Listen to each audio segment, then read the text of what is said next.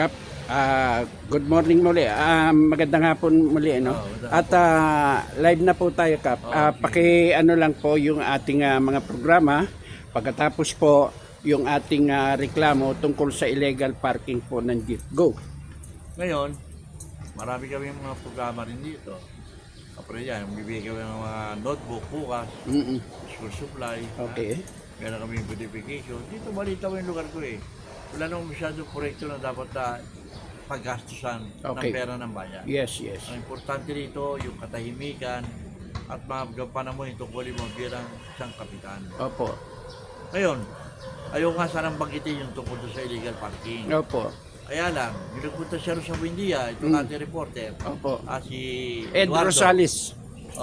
Nakita niya yung mga parking. Tinanong Opo. ako, ayoko naman magsinungaling. Okay. Yan nakaabot na kay Mayora yan, kay Mr. D, na talagang ginagampanan naman.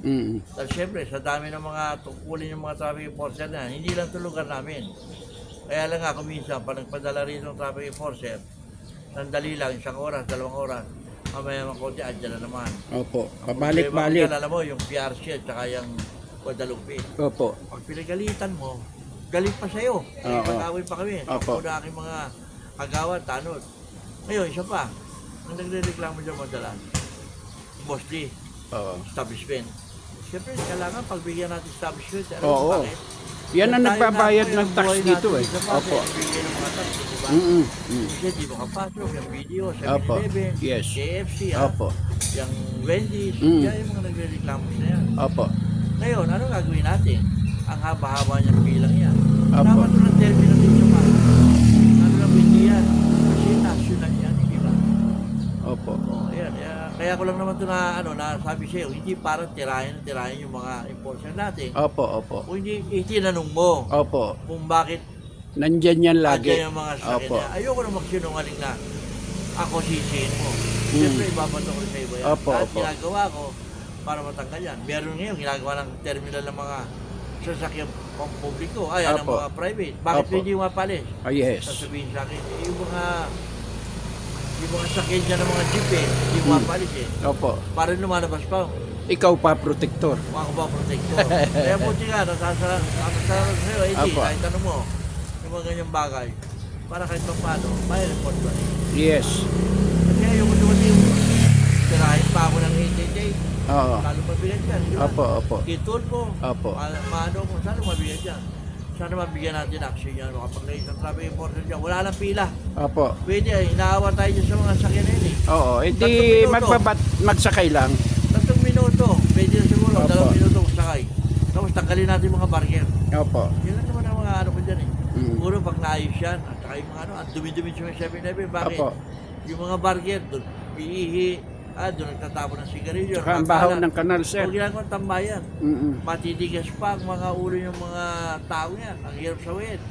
Paano daw kumikita sila? Okay, Kap, makailang beses na po ninyong inireport sa ating local TPMO? Yung mayor yan, nakakadalawa na. Meron ka pa rin mga sulat dyan na pirmado ng buong establishmento. Opo. Kaya lang hanggang may magagawa ko yung magreklamo. Nakakaya, di Opo. ba? Opo. Dahil alam naman natin si Mayora, maraming trabaho rin. Oo. Ang traffic enforcer, maraming trabaho Opo. doon. Pero dapat lang makarating kay Mayora kasi ang nasisira dito yung panunungkulan po ninyo.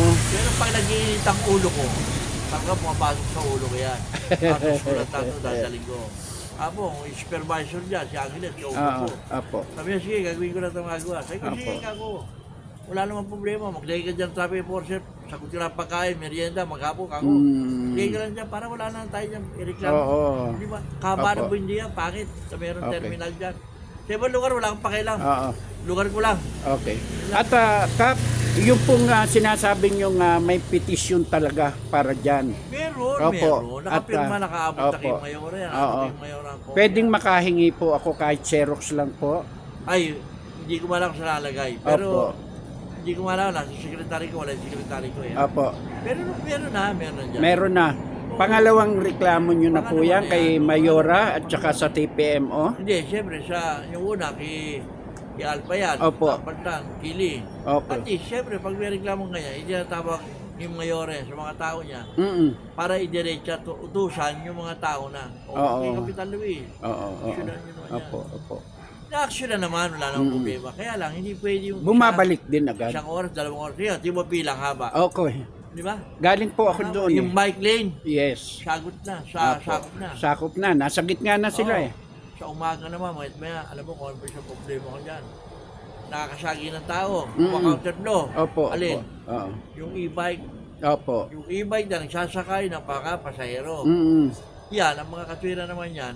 Iwan nyo na kulihin, mami na ko din, nakakalabas naman ako, may mga padrino eh. Oo, yun ang mabigat, ano? Yun, tiga Pasay, pero hanggang Makati, maabot na ngayon dyan. Oo. Marami na ngayon dyan mga tiga Makati, nang ginagawa na talagang terminal dyan. Harapan ng KFC, makikita nyo dyan sa umaga, andyan. Pag sinita Makati nyo, po yun. marami yan, mga 10, sabihin nyo, hindi, nabili kami rito eh. Opo. Pero pag andun ako, kaya ko ituro yan, hindi, damputin mo lahat yan. Okay. So, para matuto, Sige po. hindi ba? At ipaparating po ng programa po ito sa kay Lee, no? Kay Ferdinand. Ewan ko kung saan, Ferdinand siya eh, Lee. Leo. Oo. Siya yung Sana naman, pag pinabot mo yan, Opo. sabihin mo, hindi naman susumbong si Kapitan Luis. Kaya lang, yung nakita ko, tinanong ko siya. Siyempre, si Kapitan, magsasalita naman ng tunay. Tayo ko rin magsasalita. Tama. Yung ganun lang, siyempre. Napadaan ka rin, nakita mo, dahil yung mga Opo. tao, kung siya nagreklamo din, walang padaanan, walang, diba? Yun lang naman. Okay. Wala na akong problema sa barangay. Opo. Kap, Peaceful to. opo. Last message sa ating mga kababayan na nanonood at nakikinig ngayon sa programa po natin. Go. Anong gusto mong mensahe? Kahit na ano po. Ito, alagaan natin ito Pasay. Kasi atin to eh. Sa mayora natin, wala tayong masasabi. Yes. Napakasipag ng mayora natin, ha? Yung si, yung dating mayor natin, si Mr. Tony Calixto, mababait siya, madali mga lapitan yan. Opo. Yung ating vice, lalo na si okay lang. Oo. Pag madali lapitan, madali pagsumbukan. Huwag natin abusuhin, tulungan natin na magbago ang Pasay. Kasi ang Pasay, paganda na ng paganda, at nakikita natin yung unlad.